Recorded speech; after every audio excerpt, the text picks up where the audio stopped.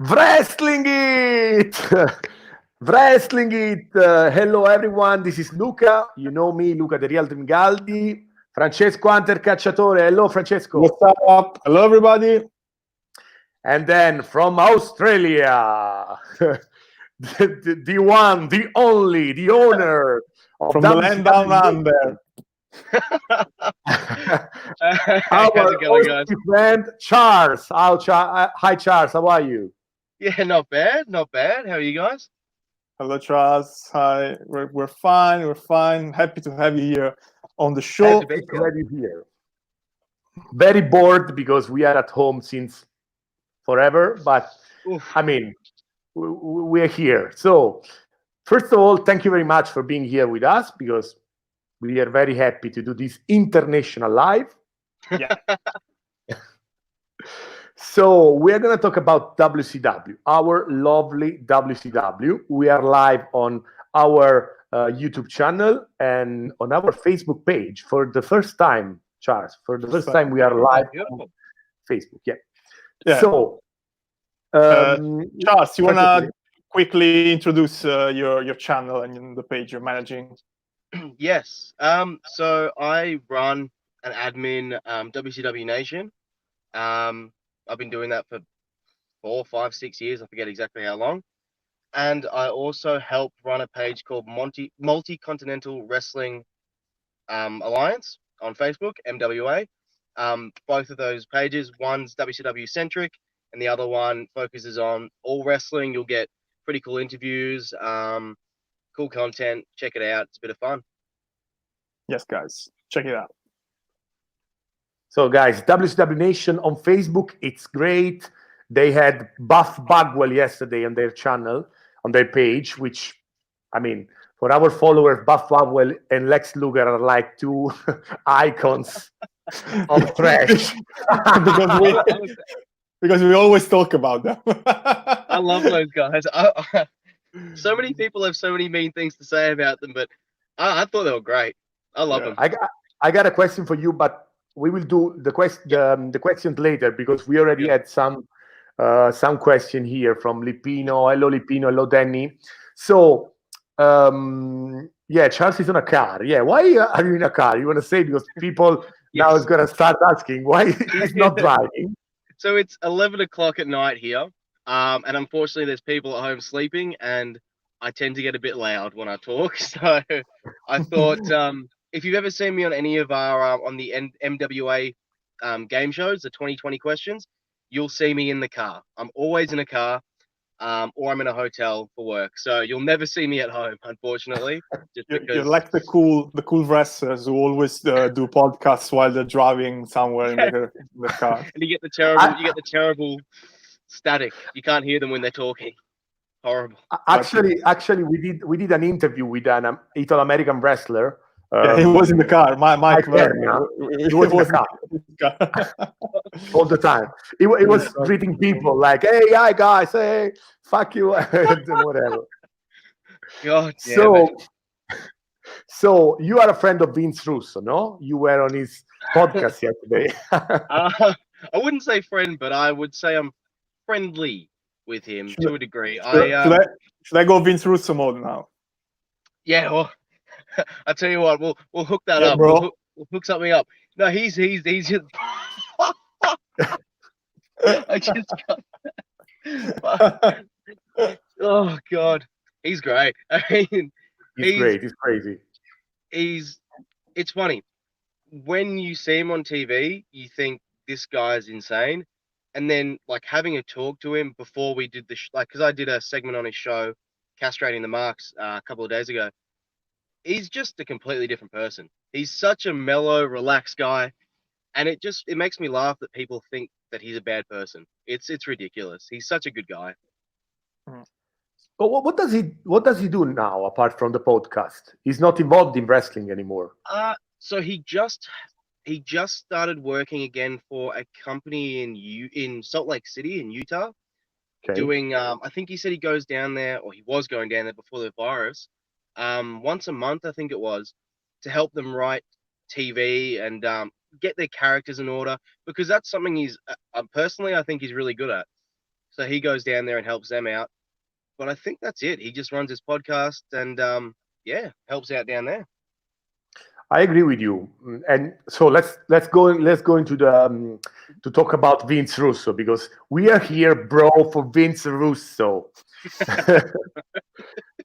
So, Right. as our followers knows, basically we started to do to talk about WCW couple of months ago, and then we started to do watch-alongs. Now we're talking about the Russo era, which Yep. started with the WCW Mayhem 1999. Yep. So let's start from the beginning. Why Vince Russo was signed by WCW? Charles and Francesco. Go on, Charles. I'm sure you know more than me about this. How was Well, the process? So I like the direction. Okay, so for me personally, if you go back and watch WCW from the early 99, I think one of their major problems they had was, and it's very similar to today to a degree, they had too much talent. They didn't know what they were doing with it. And this is not a fault of Eric Bischoff or anyone. It just took a toll on them. I think they needed a fresh set of eyes to look at the talent and to put things in perspective. So I think WCW, to their credit, went and got Russo thinking he was going to be the only answer. And as much as I love Russo, like I'll defend him to the hills and back. He's not, just like Vincent Mann isn't the ultimate guy. There's a team that needs to work together. And I think that having only Russo and Ed Ferrara there, it wasn't enough. He needed a structure around him, and I don't think WCW was able to give that to him, which is why I think early on, I think it looked great on paper, but I think it could have been handled better. Francesco. Yeah, I was thinking it's also a matter of the powers that be. Well, not the powers that be, Right. but the conflicting powers backstage, right? Because Russo went to WCW because he was considered like the brain behind the Attitude Era. Like, so WCW wanted him, they paid him God knows how much money to get there. But the thing is that when he got there, well, then Russo had to deal with people like Nash, Hogan, people who were actually running their own shows, basically, which didn't happen in WWF. And on the other hand, actually, we were just saying that because we recently saw the Dark Side of the Ring episode on the Brawl for All, right? And that was a Vince Russo's idea to get back at JBL because he hated him, and he actually went along with that. And Great. but yeah, so imagine how many in WWF. So this crazy Russo idea they did, and it was terrible. But probably many other times he had some stupid idea, and either Cornette or JR or Vince said, "Okay, no, we're not going to do this." When he went to WCW, there was no feedback, no filter. So he could do anything he wanted, and then he also had to fight with Hogan and all these guys. So basically, it was a recipe for disaster, but a disaster that we love because it's given us the best, worst, the best bad wrestling in history. But let me ask you something, guys. Was WCW that good in the period before Vince Russo? Starting on 99, then to end of 98, which, I mean, I don't know, because if there is something that Russo does very good, very well, is storylines. He's obsessed with storylines. What we don't have in nowadays, because we don't have any. So was that better, the product before Russo era in WCW? I don't think so. I think one thing I won't fault Eric Bischoff for, I think he did a really good job, especially early on, putting the pieces in place for the main event. Your Hogans, your Nash, your Stings and whatnot. He did a really good job with that. But I think once it got beyond, once that sort of burnt out and the NWO was fizzled out and everyone was sort of done, I think he didn't have a whole lot of substance left. He was a lot of flash at the beginning and it kind of died down, which is why I think at the beginning it was a great idea to bring Russo in. because I think he could inject some fresh ideas and some fresh blood. And that's one thing that you said, and I agree. He loves storylines and he loves getting the mid card involved, which is something I think, and you hear it a lot with guys from the past, like Eddie Guerrero, who I'm a massive fan on. Your Benoits, your Malenkos, they talk about never being involved in stories, never being given that opportunity, which is something that I think Vince is really good at. Is he might not book the main event the way that Eric Bischoff did, but he could book a mid card and he could get a guy over. Yeah, because if we see Francesco as well at WWF, Russo era, the Russo era of WWF, we had many storylines involving Kai and Tai, Nation of Domination. No, Mark Henry and Mae Young, and whatever.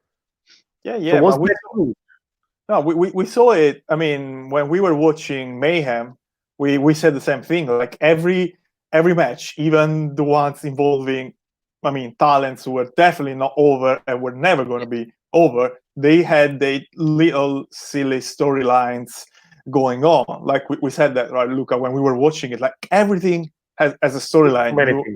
You may like, it could be too much because over 12 matches with 12 storylines becomes a bit, too much, but it's still better than just having matches just because, But to answer your previous question, I agree. Like 96 to 98, we always say it's WCW was the best thing ever because NWO was the best thing ever. Once NWO fizzled, as Charles said, it was over because they put all their eggs in one basket.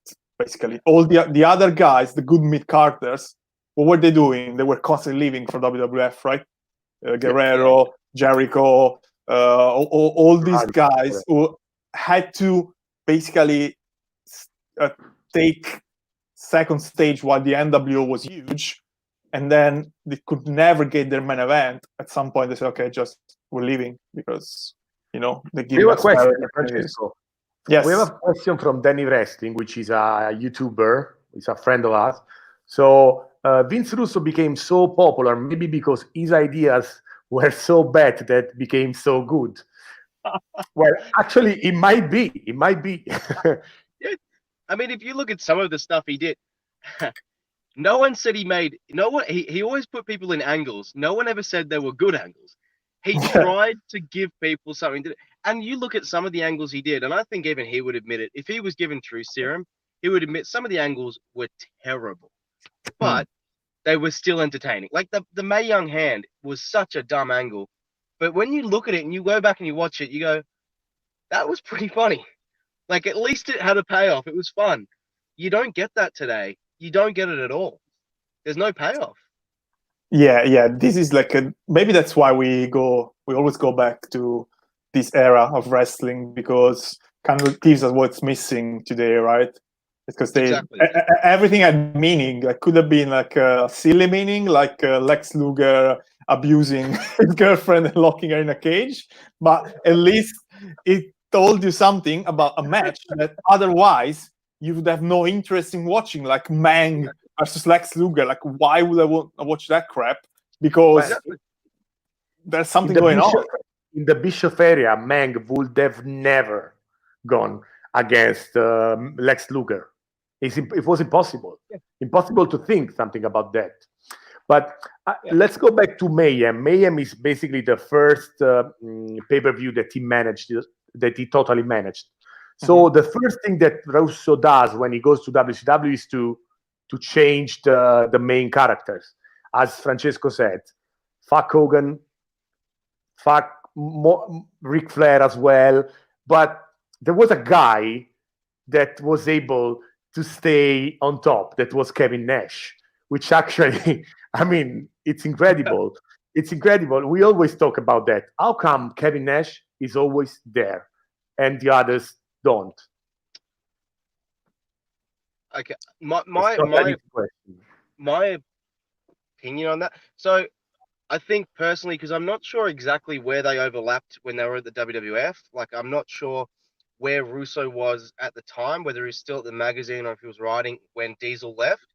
But I wouldn't be shocked if the main reason that Kevin Nash was still given that political power was because Russo could trust him because he's worked with him before.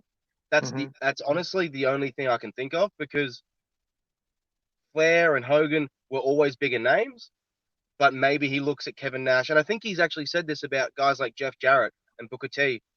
He never said they were the most over, but he said they were the only ones he could trust.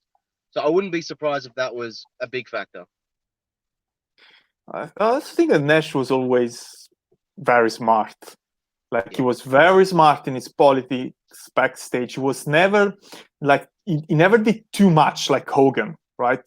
He never wanted to always be the top guy, but as Luca said, he was always there. Maybe not at the top, but in the main event picture. So maybe Nash was more subtle, in his backstage politics than guys like Hogan or someone else were. So probably that's why. And Vince Russo brings in also a very good friend of his, which was Jeff Jarrett, that basically becomes a main eventer, because all the time we talk about Jeff Jarrett with younger guys, younger followers.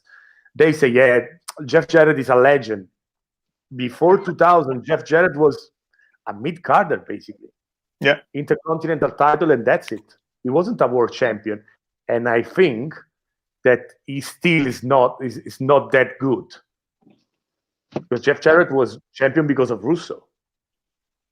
And that's the thing. I think it goes back to, again, the only logical reason I can see is that if you're going to give it to someone, and especially because WCW, from everything you hear, was very political and very backstabby, and a lot of bullshit going on, I wouldn't be surprised if he goes, look, I've just got to give it to a guy I can trust. And if he doesn't get over, well, fuck, at least I know he's not going to fuck me. But again, I don't know if that's the smartest move to make. If that is the case, I don't know if that's the smartest move, but I can understand why you would do it. Yeah, absolutely. Another strong mystery that we have here, a huge mystery. Basically, all the guys ask us why Sid in 2000 was so over. And I mean, I don't know how to reply to that. I love Sid. So, So do I don't know how to reply to this, because why? I don't know. I don't know what to say, honestly. Why Charles? Why Sid? Oh fuck! I would love to know the answer to that. Sid to me kind of reminds me of Kevin Nash. He was always there, but it was always that it didn't feel right. It just didn't feel quite right. I always felt like he was better being that top level heel and never the top guy. But I mean, they may have seen something out of him that we didn't see, but I don't get it. It made no sense to me. I think that Francesco. I think that Sid became over with the audience at a time when the WCW programming was kind of a mess. So you didn't know what was going on. You had Hogan, who was a good guy, was a bad guy, and Russo, all the politics. So Sid was pretty old school. Like, what you were getting. It was crazy. It was dumb. Sometimes he said the wrong thing, but he was easily, you knew what you were getting with Sid. So I think that's why the audience kind of gravitated towards him towards the end of the history of the WCW, because with all the mess they had around them, Sid was like a genuine character at the time. That's kind of like Scott Steiner. You could give Scott Steiner and Sid the mic and just let them go. They could cut a promo, and that's all you need. Fuck it. You know what? I see Scott Steiner being that over at the end of 2000, because it was the era of very big muscular men, full of girls around, going and destroying people, because he was very, very big. But Sid, come on, guys, he main evented WrestleMania twice. And then he goes to WCW. He's the new Hogan in 2000. He's the new Hogan, basically. It's crazy. It's crazy. It's a good point. It makes you wonder, because you hear stories about him. Again, don't know if they're true or not. You hear stories about him being really bad with, like, managing his time and not making shows. So it's not like you could even say, yeah, we could just trust Sid. That's why he did it, because we could trust him. Because by all accounts, you couldn't even trust him. So it's kind of a mystery. Good on him for doing it, but like, fuck, it's a good question. Yeah, And so he screwed up on the very last match, the very last pay-per-view. He broke his leg. Oh, poor guy. oh my god, that is terrifying. Like- that is terrifying. The very last. Then he asked Charles, "What do you think about Sid as a wrestler, in-ring wrestler?"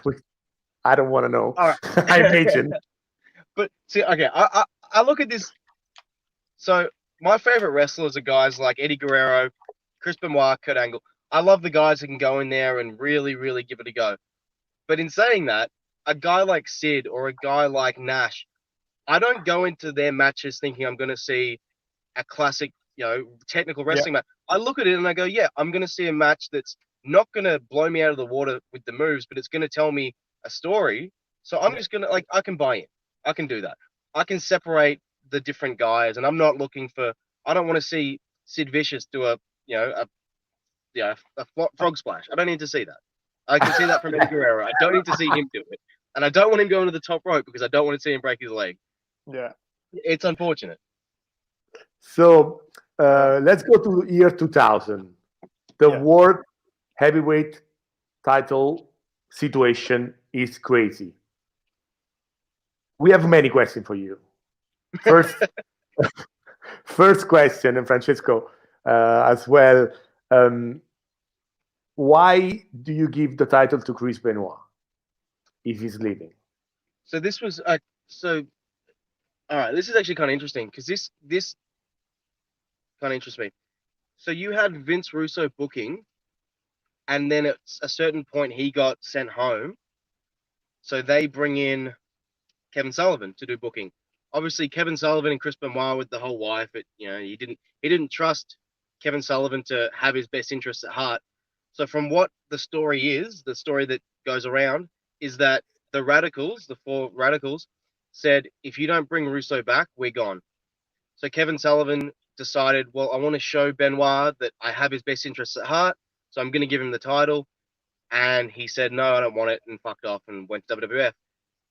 So from my knowledge, I think that was an effort for WCW to realize, they realized, oh, fuck, we're going to lose this guy. We can't lose him. And unfortunately, they wouldn't listen. And that's the one thing you hear with a lot of the guys that were young at the time. They all wanted Russo because he got it. He was fresh, he was young, he was exciting. Kevin Sullivan, he phenomenal, but he wasn't young, he wasn't fresh, and he wasn't exciting. Not really. And it sucks. It's unfair to say that. Oh, well, but it's true. It's true. Yeah, this is interesting. Actually, I didn't know this side of the story. The role of Kevin Sullivan. Now this makes sense. Me neither. Yeah, it makes sense. I mean, it doesn't make sense, but kind of makes sense now. It's so you don't. From there, you don't give the world title to the guy who stole your wife, basically. Business first. Weird. It's America, man. Business first. Business first. It's so weird. Oh, it's good. So, and from there, we start to see many champions. We had wrestlers, but we had David Arquette. We had Vince Russo as champs. So I want your thoughts on David Arquette, because after years, we're still talking about David Arquette's championship, but we forgot the second world title, Seth Rollins world title. Just to give an example. I want your thoughts, because we have Francesco and I have different thoughts about it. Okay. One side of me thinks it was stupid, because I can see it from one side where it's prestige of the title. I get that. But like you said, the other side of me said, and I think this is a quote from Russo, if DDP had won the title, that would never have been on the front or back cover of the New York Times or the whatever the goddamn magazines are. That you wouldn't, no one's gonna care. It's just another wrestler winning another title. So for all the shit that it did do, which it wasn't a good idea in hindsight in terms of a wrestling angle, not the popularity, but the advertisement it gave them, it worked, and like you said, we're still talking about it. So it's not the worst thing. It just probably wasn't the smartest idea. I think you could have probably got on a magazine by doing something else with him. I don't know. I think you could have done other things, but yeah, it's not the end of the world. Francesco. Yeah, no, that's a very thin line to walk, because on one side, yes, controversy makes money. So if an actor becomes a world champion, you make headlines. On the other hand, you piss off all the wrestling fans who think that the titles should mean something, right? So you should not they should delegitimate a title by giving it to an actor, and then you have people saying it's not a real sport. You can do whatever you want with your title. So yeah, it's difficult. Certainly, he was looking for some mainstream publicity and to promote the movie too. But the thing is that David Arquette wasn't even that big shot actor, right? It was like Schwarzenegger or whoever to give the title to him. So, and sadly, that takes away from DDP, because DDP was always involved in these big angles, with NBA, with Arquette, and DDP was he wasn't huge. He has been very, very underestimated. I think for the very short career that he had, I think he managed to become a bona fide star in WCW. Maybe he deserved a longer title reign than what he got. He could have been the face of the company, certainly. The funny thing with the whole Arquette thing, this is something that I think a lot of people don't know, and Tony Schiavone he's said this on his show multiple times. That was his idea. He came up with the idea, and Russo liked it. So people, again, whether you like it or not, some of the blame or some of the credit has to go to him, because Tony did say it. So, I like this question. I think that Lipino want to say who could it be, the David Arquette of 2020? Oh God, Gronk. No, Gronk is not an actor, but Gronk got back to football. Yeah, he went back to football. It's over. It's already over, this situation with Gronk. Yeah. Anyway, who's the new David Arquette? I tell you what, I look at it like this, right? You can have all the David Arquettes in the world. Who's going to be the DDP? We need a DDP first. Yeah, I'm true. Fuck. But no, I mean, oh God, I don't know. Who's a big enough? I don't know. Gronk, probably Gronk, yeah. Well, now WWE has the luck that mixed martial arts has become mainstream. Adam Sandler. Yeah, Adam Sandler, definitely. Definitely. That's a good one. But now they're doing it with combat sports, basically. You call Tyson Fury, you call Ronda Rousey, you call whoever you want from MMA. You put the McGregor. No, they're huge names worldwide, and you can still maintain that legitimacy to the belt, because if McGregor or Fury wins the title, or they're good fighters, so it's all right. So it's wrestling, guys. It's crazy. I agree with that. I got a couple of questions. I'm reading, because with Vince Russo, some character came as well, such as the Maestro, the Demon, the Wall, and all this rubbish. I mean, we laugh on this, but yeah, business-wise, was horrible. Not good. I think it goes back to what we were saying earlier. He'll give you a character and he'll give you a storyline. Doesn't mean it's going to be good. It's good. I mean, I think actually a great story or a great sort of analogy is, remember the Misfits in Action with the Wall and Chavo and Major Guns and whatnot? Chavo talked about how, while the angle wasn't good, he didn't really think it was any good, he's like, look, it got me on TV, so fuck it. You just got to make the most of it. And he parlayed that into a 15-year run in the WWE. So it wasn't good, but fuck it, you're on TV. Yeah. And Charles, that gives me the chance to ask you a question about today's wrestling, like, because we constantly hear about wrestlers today complaining about the gimmicks, complaining that they have to play this character that they think it's silly and whatever. But then what you just said about Chavo can actually be applied to a lot of people who made a career from being silly. I mean, think about Disco. WCW was full of them, like Disco Inferno, all these guys. Right? I love but some of them actually then transitioned to bigger things. Like The Rock, when he debuted, was like this Samoan guy dressed in traditional clothes and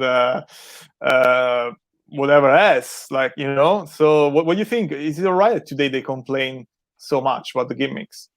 Okay, I'm around the age group of most of the guys now, the guys and girls now. So I kind of, and I'm on Twitter and on Facebook and whatnot. I just look at it and I think, fuck, I've got no. If you want to complain, that's fine. I mean, it's their brand, it's their career. They have to make sure that what they're doing, they believe in, they can make money out of. What I don't like, I hate seeing it on Twitter and on Facebook and on Instagram. If you got a problem, why wouldn't you, like, if I go to work and I have a problem, I don't tweet it out. I go to my boss and I tell my boss, hey, this is a problem. Why aren't they doing that? It sours me on them a little bit. I look at them and I think, oh, you're a fucking baby. Like, grow up. You're making six figures doing something that like most of us would love to do. If you've got a problem, talk to your boss. It doesn't make sense. I got very upset with what Brody Lee said at Jericho's podcast. I mean, your boss is asking you to do the fucking Southern accent. Do it. Yokozuna was asked to be a Japanese. Umaga was asked to be I don't know what. Roy Barber was a Scottish guy. I mean, they're legend. You're nothing. They became legend. Yeah, I think the reason is that it worked a couple of times in the past, right? Which created a very dangerous case, because now wrestlers think that if they can mobilize the social media, they can get better jobs, better whatever. And on the other hand, even WWE has become too reliant on what the people think. Like, they should not worry about what we think. They should tell us what they think. I mean, this is what wrestling is about. This is what entertainment is about. You don't ask for my opinion before making a movie. Like, you make a movie and you make it so good that I will actually like the movie. It's not the other way around, right? I agree, 100%. And that's their problem. The problem with the product that I see is that you've alienated the casual fans. Like, I don't watch at all. I have not watched a WWE show since 2008 because it feels like they're looking at the small picture. They're looking at the wrestling fans. They're not looking at the overall, larger fan base that they could be creating, which is what they did in the Attitude Era and what WCW did. And that's why I think when we talk about Russo, I think he's very underrated, because that's the way he booked, and that's the way I think you get wrestling back to where it was, or at least close to where it was. Mainstream. Like, now the only time they go mainstream is when they call people from the outside, right? Before, like, we tell the story because of when the whole Dennis Rodman and Karl Malone angle happened in WCW. It happened because DDP went to a baseball game and Karl Malone recognized him in the audience and made the diamond sign, Karl Malone to DDP, not the other way around. Exactly. It's not going to happen today, right? Because it's not mainstream anymore. And that's it's not cool, guys. It's not cool. Wrestling is not cool. It's not cool at all. It's embarrassing. Like, and it's not. And this is what I've always said. It's not the talent. I don't. Like, I'm not saying that Seth Rollins and Braun. I'm not saying they're embarrassing people. It's the show. Like, they could easily be cool characters, but they write the show like shit. It's bad, and I feel bad for those guys because they cop a lot of shit. It's not their fault. A lot of it's not their fault. Not everything, but a lot of it's not their fault. You gave me an assist because many guys asked in the chat, would Vince Russo work in the WWE today? I don't think so. But anyway, what do you think? Would he go back, or would his style work? His style would work for WWE today. No. So this was again another really interesting thing that I've heard him say. Once he got to WCW, he said that he knew that Crash TV style of writing was on the time clock. He couldn't do it forever because people, once you've seen it, you've seen it. Like, you can only have so many hands given birth to before you think, fuck, I've seen it now. So for him, he said that when he first went to TNA, the idea that he pitched them and something he tried to do was do improvised wrestling. So you would be given an idea. So they would say, for instance, AJ Styles, you're going to go out and you're going to do, you're going to go and cut a promo about, talking about Samoa Joe. But he's not going to know that what Samoa Joe is going to be doing. So it would almost be like you're given dot points, but then you're just improvising the whole thing. And that's something I think today could work, because I think the guys are talented enough to do it. I think they just need to be given the platform to go. Platform, yeah. That's what worked in the Attitude Era, right? If you listen to wrestlers' interviews, they always say, in the Attitude Era, they gave us bullet points, they trust us, and they said, go out there and kill it. While today, they have like full scripts to remember. And that's why, from a creative standpoint, the product, obviously, yeah. I want to talk to you, Charles, as well about a situation that our followers already asked us. Booker T, the first time he became champion, there are many different stories. There is the racial idea, or there is also the merit. What the meritocracy? What is the real explanation in your opinion? Again, this will go back to, because I'm a listener of Russo. He and Disco Inferno do a show on their network, and they talked about this. They said it's as simple as this, and they rattled off I forget who else was in the meeting. I think Terry Taylor was there. Vince. Oh, Kevin Nash, I think was. I think Kevin Nash was in the meeting as well. Kevin Nash was there as well. Yeah. And he just said they looked at the TV ratings and they said, Booker T's the highest rated wrestler. Let's give him the title. And they said, yeah, fuck it. Yep. All right, done. I think that it's a pretty easy thing to look at for people and go, oh, like, we can make some stories up about this. Ultimately, like, again, I don't know the truth. He could be fucking lying. But when I hear multiple people say it, I tend to lean that way, especially people within the room like Nash and Disco and Vince. That's what I've heard. And so that's what I believe. And I think it was the right choice. I think, take the skin color out of it. Doesn't matter that he was black. I think that he was the most over guy at the time. Him and Scott Steiner are so underrated towards the end, because I think had they been doing better business, that would be remembered a whole lot better. Yeah. If WCW didn't fall in 2001, I think that these guys, DDP more or less because he was old and he had health problems, and Booker and Steiner, they would have been like the new breed, the new blood that Russo was trying to get out. That's the name of a pay-per-view towards the end, right? Yeah, talking about that crazy storyline between the Millionaire Club, I think was the name, and the young faction and the old guys. The crazy thing is that the Millionaire Club was made by Hogan, which I think was like hardcore Hogan in that in that period. Yeah, Nash and whatever. Yeah, against Billy Kidman, Vampiro and stuff. But the cool guys to the audience were the old guys. Yeah. So it's kind of funny, yeah, because the idea, I think that Russo didn't think about that. He wanted the exact opposite, isn't it? I agree, 100%. But when you've been building these guys for at least 3 years as the coolest faction in the world, you cannot just pretend that people all of a sudden they start hating them.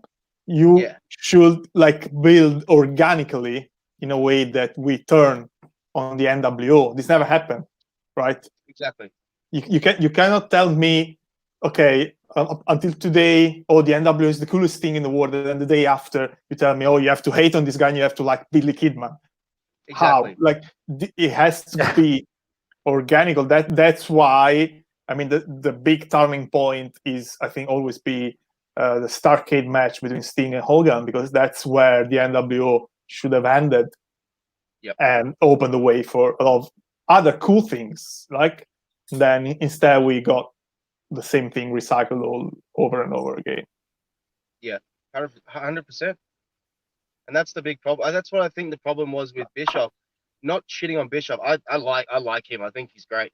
But I think he got, and I think we all would have done the same thing. We kind of saw something that was working, and we, like you said, we threw all our eggs in one basket. And I don't think he thought ahead enough. And I think when Vince came in, I think he underestimated the attachment the fans had to those older guys. Yeah. And I think that's what ultimately probably did him in from the very beginning. Was I don't think he really grasped the understanding that WCW fans they're very loyal and very, for a lack of a better word, they're a little bit more, they believe it more, like that Southern, they believe that this is real, so they bought into that, and they don't want to boo these guys, and I think Vince underestimated that. And then these guys are going to use this as leverage, right? Because when you say Hogan, okay, you have to do the job, drop the title, this and that, he's going to say, oh, no, because the audience is cheering for me. So you have no idea what you're talking about. But that's what happened. Exactly. But I think there was also it was a mistake of who chose as a new blood. I mean, you cannot. I mean, I understand you want to push Billy Kidman. Billy Kidman is never going to be a main eventer, and you send Billy Kidman against Hogan, which knows all the tricks of the business. He knows how to go over. He knows how to make people bad. I mean, come on, guys. Billy Kidman, he was never able to make a shooting star press properly. It's true. I mean, Hogan needed, but anyway. Yeah, but that's the thing. Like, when for years and years the main event always has the same guys in it, you will never build anyone else. You always have these guys. And that's we have this question for you, Matt, from Matt Califf, but I got this question from many people. What do you think about All Elite Wrestling? And also another guy asked, is the All Elite Wrestling the new WCW? The new WCW. Yeah, we got that. Yeah. We got this a lot. We got these questions a lot. What do you think? I was really excited for it at first, because I thought when they were talking about it, I thought it was going to be more real, in-depth, proper storytelling. And I'm not saying it's bad. Don't get me wrong. I don't think it's bad, but I think their biggest mistake was not trusting, but giving too many opportunities to guys who, this is going to sound bad, but haven't earned it yet. And that's not a knock on them. I just think there are too many guys there that people don't know yet and people don't recognize. So for someone like me, I don't watch indie wrestling. I don't know who any of these guys are. I mean, I know a few of them, but I don't know many of them. So for me, it was kind of a letdown at the beginning. I felt like it was this big, big, big balloon. And then when we got to the big event, it just popped. And I was like, oh, fuck, okay. Is this it? That's it. Yeah. And they're getting better. I don't watch it, but it's getting to the point now where I'm sort of looking at it going, if they can get a few more guys, like for me, Ryback's I really enjoy Ryback. I think he's a really, really good character, really, really good guy. If he goes there, I'll probably watch, because I'll tune in to watch a number of guys. I just don't think they had enough at the beginning. Yeah, so you're looking for names, names you recognize. Yeah. A bit of both, a good mix, because I don't want all WWE rejects, but I want enough. And they kind of cater too much to the indie fan base. Yeah. Or of some sort, which is we agree. I mean, I agree usually with this analysis, but yeah, what do I think about All Elite? Yeah, I mean, I was a huge fan. No, I might go on with the questions, not with this. Okay, no, let me tell you something. No, because I was reading the question. So, you know what, Charles? I loved how the WCW managed the cruiserweight division. Oh, Was perfect. yeah. Beginning of the show, do your stuff. They exposed the cruiserweight division to the American audience, which Yeah. they Yeah, thought yeah, yeah. just they were just Mexicans going around and flying. I don't like people that don't sell the moves. I No. don't like the young bucks. I don't like those clowns because I mean, come on, guys. How can Yeah. we're losing everything in 5 years? It's not. No one is gonna believe these things. No one. One thing I absolutely hate, and this might just be because so Eddie Guerrero is my favorite wrestler of all time, no questions asked. I hate when people today say, "Oh, but Eddie did it." I'm like, "Yes, he did. Yes, No. Eddie did do the dive over the top rope. But you know what he also did? He sold it. Eddie was one of the greatest sellers of all time. This is where I think people they like to cherry pick little things. They'll say, "Oh, Rey Mysterio was doing all these moves." I'm like, "Yes, but he also sold the fuck out of them." Like if you watch a Rey match, he looks hurt. He doesn't. He's hopping around on one leg and he's hurt. And they don't do that today, and that's what's killing me. Because if I wanted to watch a real fight, if I wanted to watch, I'd rather watch UFC Yeah, because at yeah, least yeah. I know that the guys are hurt. You know? I say this all the time. Yeah, yeah, absolutely. But we got an interesting question actually. I wanna ask you, Charles. Do you follow the? Well, you say you don't follow the indies, but do you follow the scenes in Australia? Yeah, so Yes many and no. people are asking this. I keep tabs on it.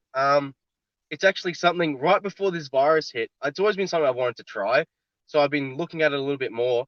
And I was actually planning on heading down just to do a bit of training and see how I liked it, just to give it a go. So that the virus kind of killed that. But yeah, like I've been to a few shows and I've watched it, and it's just unfortunately in Australia, it's not as big as it is in other countries. So while the WWE comes here and they sell out, and we get those shows, it's hard. It's especially for some of these companies, it's fucking hard. It's It's hard to really travel, right? fun. It's very hard. It's a big struggle. And some of the companies, like they've had guys. There's companies that I've never even heard of here, and the problem with that is they're gonna they don't advertise. You don't know about them, and they're not gonna last. Yeah, I've heard they were building like a good scene. I think one of the top guys was Robbie Eagle. Am I right? Yeah, Robbie Eagles. And He Will works Ospreay, I think went there to do a couple of shows and help building the scene. But then obviously this whole mess happened. So now And everything that's is the thing, like we've got some quality guys. Like there is a lot of guys out there, especially New Japan, because we're so close to Japan. yeah, we get a lot of you're guys there. close to Japan. Yeah, was Yeah. Shane Thorne? No, not Shane Thorne. The other guy. Oh fuck. Oh jeez. I'm gonna be racking my brain here. Oh fuck. I forgot his name. The guy was in NXT with Shane Thorne and then went to New Japan. He's Yeah. Australian. He's Australian. Yes, yeah, and there's a few of them, and that's something that's actually kind of interesting to me. New Japan's like they've been here a few times and done a few shows, so that's kind of interesting to see if they come back. I know. Well, everything is on hold now. I'm a New Japan fan too, so I follow them, and they're close. But when we say close, like how many hours does it take for you to fly to Tokyo? Probably 9 hours. 9 hours. Wow. Yeah, that's close for us. That's close. So, is it popular wrestling over there, Charles? Is it popular? Is it better than soccer? No. It's very niche here, which kind of sucks. When WWE come, you'll get a good crowd, but if it's not WWE, like if AEW came here, they would not sell out. They would not sell out one of the big arenas. No way. And it's kind of weird saying that because you've got a good amount of names, but it's weird. It's so weird here, and I think it's because we're so far from everything. It just never was able to take off. They came a couple of years ago. They did a show in a stadium where Buddy Murphy won the title. Yeah, I had no idea who he was, and then my brother, because he still watched, and he filled me in, and like I was into that because I was like, yeah, this is a guy from. I mean, he got trained 10 minutes from my house. Like, it's crazy to. And I was watching it, I'm like, fuck, this guy's pretty cool. So that was fun. Like, I enjoyed that. But as far as Yeah. like as far as the crowd, I would say 90% of the people were just like me. They were there because of the name and not because of the show, if that makes sense. Super Showdown was the show. Super Yeah, Showdown. Super Showdown. There we And go. Filipino. Yeah, I would never remember that. It was fun though. The- It was fun. there are many Australians now in the main roster. There's the Yeah. Rhea Ripley. It's from Australia, no? Yeah, she's from Adelaide, and you've got The who are the two Iconics. girls? Yeah, Iconics. that's it. The Iconics. They're from Sydney. Yeah, Francesco knows them very well. Not as well as I would like to. Oh god, look, I'm a fan of theirs. I won't say a bad word about them. Oh good god. But, Is it possible, as Lipino asked, that before the coronavirus, WWE was planning to do like an NXT over there? Or was just a rumor? As in like an NXT, like they do with the NXT, UK. Like, yeah, NXT Yeah, Australia. yeah, Australia. that would have been cool because especially because we've got in New Zealand, which is only depending on where you are. I think it's only a 2 or 3 hour flight from where I am. They've got a New Japan dojo, so Yeah. I think that It's one run by the big guy. What's the name? Oh god, my memory sucks. Bad Luck Fale. He's Okay, the guy run. and that's the thing. I think the more exposure it gets, the more people that get interested. So I don't know how well it would do, but I think it would be pretty cool to have, especially because you'd have obviously Australia, you'd have New Zealand, and then even Japan and places like that, which aren't that far away, could be this could be a destination for them to come and work. Yeah, of course. But Charles, going back to the topics that interest us most, with you in your conversations with Vince Russo, did he give you any? I mean, not any scoops, really, but any insight on the time that WCW folded? Because there's a lot of rumors and speculations about that. Someone like Bischoff was supposed to buy it, and then He got it. Bishop got it for a couple of days, basically. Yeah. They didn't sign, but they agreed. They found a deal, I think. Yeah. So what's Russo's opinion on that? Actually, that's a good question. I don't know. He was out by then at that point, obviously, and I'm trying to think, what the fuck was going on? Well, because Ian Bischoff, that tells you about the state of the company. Like even today, like decades later, they still fight over everything. They still blame each other for anything. So it's sad. I mean, it's frustrating because I just look at it and I think, fuck. If anything, this virus does it not show people that life is short? There's no point now. Especially as much as I love wrestling, it's just fucking wrestling. Like, why are we getting angry? Like, so I mean, I would have been interested to see if Bischoff had bought it. That would have been something that, obviously, for everyone, it would have been a better thing because we wouldn't have had to deal with 20 years of WWE dominating. I don't think Russo would have been in the plans. I don't think Bischoff would have wanted to keep him on, but I don't think Russo would have wanted to stay on. In all honesty, I think he said in a lot of times that at the end of that contract, he wanted that to be it. He didn't want to be in wrestling anymore. Obviously, that's not the case because he ended up in TNA, but I think he said at that point he didn't really have any interest in being in wrestling. He wanted to retire and do other things, and unfortunately, he's had to stick around, or fortunately, depending on how you look at it. Yeah, we have to do a special on his TNA years next time. Yes. That's funny too. That's I have a couple of questions from the guys here. I mean, I'm gonna tell you, it's present. It's not WCW. Who's your favorite wrestler ever? You said Eddie Guerrero, and now Matt Khalifa asks.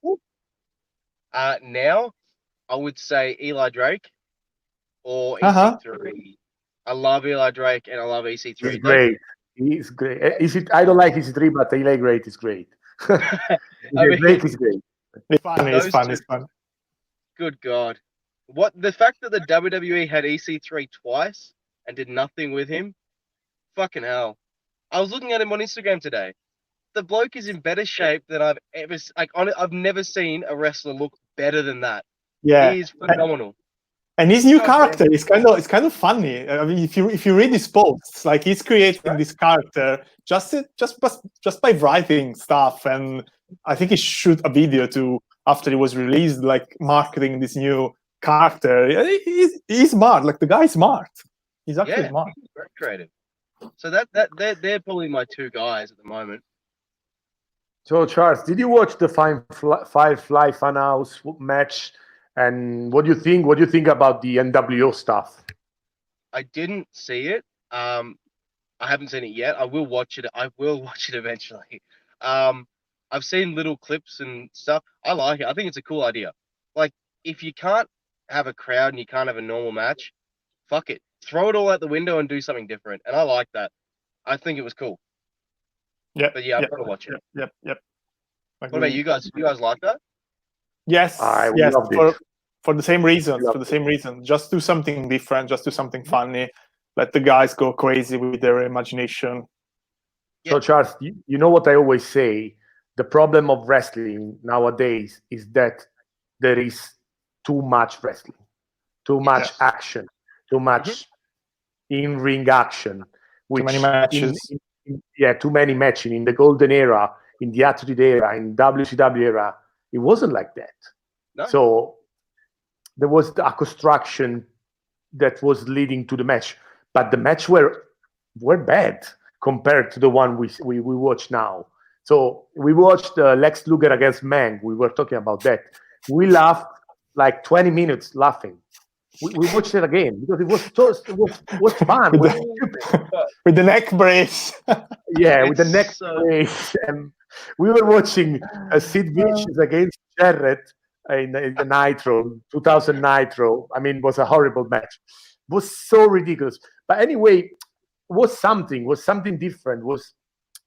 Nowadays you see 10 matches on a row, same stuff: shooting star press, moonsault, kick on a face, super kick, and again and again and again. I don't like these things, and this is the problem. I think now this is the main problem. Another question: what do you think about NWA Power? We are huge fans of the NWA. I like it. I haven't watched it as much as I would like to. So I've got a lot of episodes backed up, but I've watched a handful of episodes. It's fucking great. I was a big fan of Impact up until they pretty much let Eli Drake go, and then I sort of stopped watching that. But NWA Power, they've got Bram, who I think is a world champion in the waiting. I think he's fucking fantastic. Obviously, Nick Aldis, fantastic, and Eli Drake, and James Storm. They're four of my favorites. So I mean, I love it. It's great. Cool. Well, yeah, Nick Aldis is at the moment, I mean, the best champ in the business. Yes. I think The best. it's great. It's great. Charles, when we were living in London before going back to our countries. Last time we were in London, we went to a progress show, and there were this tag team was called the Aussie Open. What was the name, Francesco? Aussie Open. But they're New Zealand guys, I think. New Zealand. Open. Yeah. Okay. I think Australia or New Zealand. But I think they kind of disappeared from. I mean, they're still probably doing the indies. I think that they did. There was the issue with that referee. Wasn't Aussie Open? Oh yeah. There was like a referee bump in the match. It wasn't supposed to be there, something like that. But Luca mentioned London, and I want to say one last thing before we close because we kept you long enough. An hour. When I was living in London, my first roommates were an Australian couple, right? Yep. Yeah. And they were great. They were great, and I'm a huge fan of Men at Work, so I know something about Australia too. But still, today, I have no idea how you guys can eat Vegemite. Please explain to me I what's know. the appeal. What's No, the I appeal don't. from I don't get it Vegemite? either. I don't eat it. It's fucking horrible. It's okay. So I take that back. It's not horrible, but like I can't eat it. It's not. It's not my cup of tea. It's not good. So for the guys listening who are not from What's Australia, Vegemite is a spread, una cosa che si spalma sul pane, say in Italian, and only Australians basically. It's awful. It smells bad. It tastes bad, but it's kind of typical. It's a very Aussie thing to have. Every cupboard in the entire country will have Vegemite. Oh, wow. I can't do it. Yeah, it's yeast. It's made from yeast, right? Yeah, yeast extract. Yeah. Wow. It's very salty and very strong. Oh, it's fucking. It'll wake you up. I'll tell you that. Charles, did you ever train to become a wrestler? Piero Antonio asked. That's actually something I was actually planning on doing. What are we in now? We're in April. I wanted to be doing it now. So very long story short, got really, really fat, lost a lot of weight, and I was like, yep, I'm gonna go fucking try this. And then the virus hit. So I had to put it off for a few more months at least. But once they're open up again, I want to head down and give it a go, just for a bit of fun and see where it takes me. Francesco did it. No, same. You can say, you can say. I did a camp for many years ago, summer camp. I was amazing. So one of my best experiences in my life. The trainer was Ultimo Dragon. Oh yeah, fuck! I had so much fun, man. So much fun. This is actually kind of interesting because that's like, how did you feel? Obviously, starting out, trying to pick up on everything. Was it difficult trying to cram everything into your head, or was it pretty easy? Okay, now I don't want to sound like the guy who is likes to boast, but at the end, I mean, there was a lot of people, there like 20 people or something, and at the end of the camp, Dragon came to me and other two guys, and he said, "Okay, you guys actually got it. So if you want to come to Mexico to my school, blah blah blah, be happy to." Obviously, I was 19 years old, and it's not something easy to do when you're from Italy. So I didn't. But I think it's like everything else in life. You can get it from the beginning, or you can work super harder than everybody. At some point, you get it. But I can tell you, the physical stuff is not the stuff. I mean, it's not about like doing crazy flips or anything. It's getting the nuances, right? Yeah. The small stuff. And what's fun? It's fun, anyways. It's fun. And I tried to do it in London too, a couple of times for the Progress School, but it was terrible because it was in a kind of a very dirty place with a terrible. I remember that. Terrible trainer. Too many people. So it's a lot about how you do it, obviously. But it's fun. It's fun. It's definitely fun. That's definitely something I need. I'll try, Francesco. I'll try.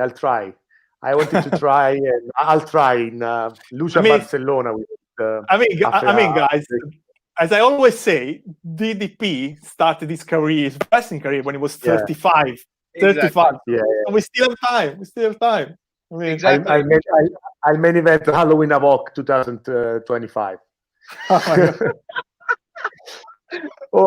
Last question, Charles, because now this guy Lipino remind me that you had a Hulkamania tour. Oh, yeah. In Australia. Yes. And I'm a huge Hulk Hogan fan. It was Hulk Hogan against Ric Flair on those shows. Yeah, it was. So, unfortunately, I didn't get to go. I missed it. I forget why. I just remember I couldn't go. And then I was really fucking heartbroken because the next year or a year after or 2 years after, TNA, I was a big TNA fan at the time. They were coming down to do a tour. So I was like, fuck yeah, I can go to this. This will be fun. They canceled that. So I thought, fuck, I'm never going to be able to see anything. I'm never, this sucks. And then luckily enough, maybe 5 years ago, it might have been, I got the opportunity to meet Hulk Hogan when he came to Melbourne. So that made up for everything. Made up for the whole fucking lot. So that was My cool. But dream. yeah, I really wanted to That's go my to his dream. tour. I really wish I could have, because that looked like a fucking ball. Yeah. Anyway, just very quick. Matt Yeah. asked, "What do you think about TNA 2005-2010, the period with AJ Styles, Daniels, Kurt Angle, Samoa Joe, and stuff?" I think you were a huge fan. I loved it. So for me, I was actually born in '95, right? So a lot of the stuff that we're talking about, I'm looking back at as a lot of it I've seen for the first time about 10 years ago. So I grew up on the very, very late 2000 through to probably 2008 was my WWE watching. My favorite period of time is that Ruthless Aggression era. The funny thing with WWE and TNA is it kind of overlapped to a degree. You had the Ruthless Aggression era almost transition around that 2005 2006 mark, and TNA almost took over that. It felt like the same style of wrestling. It felt very raw, very similar, very fucking in your face. Where WWE started taking that downturn, I felt like TNA started. They were like, "Fuck, okay, if you're not going to do it, we'll do it." So I loved TNA for a good long time, and I picked up again back in 2013 for a few years. But it's just, I try, but I can't do it anymore. Yeah, I just can't. Totally. So, Charles, Agree. thank you very much. Do you want to say something in Italian before leaving? Ciao. That's about all I know, and that's the most Aussie ciao you'll ever get. Yeah, we ask this to everyone. Oh, Thank God. you. Thank you very much, Charles. It was amazing. I will hope Not a to do problem. something like this in the future too. Absolutely, boys, and yeah, hopefully we can hook up again. Check out MWA Multi-Continental Wrestling Alliance on Facebook and WCW Nation. But yeah, other than that, thank you very much. Yeah. Thank Stay you, safe. Charles. Stay Beautiful. safe. Thanks, mate. Take care, guys. Bye-bye. Bye bye.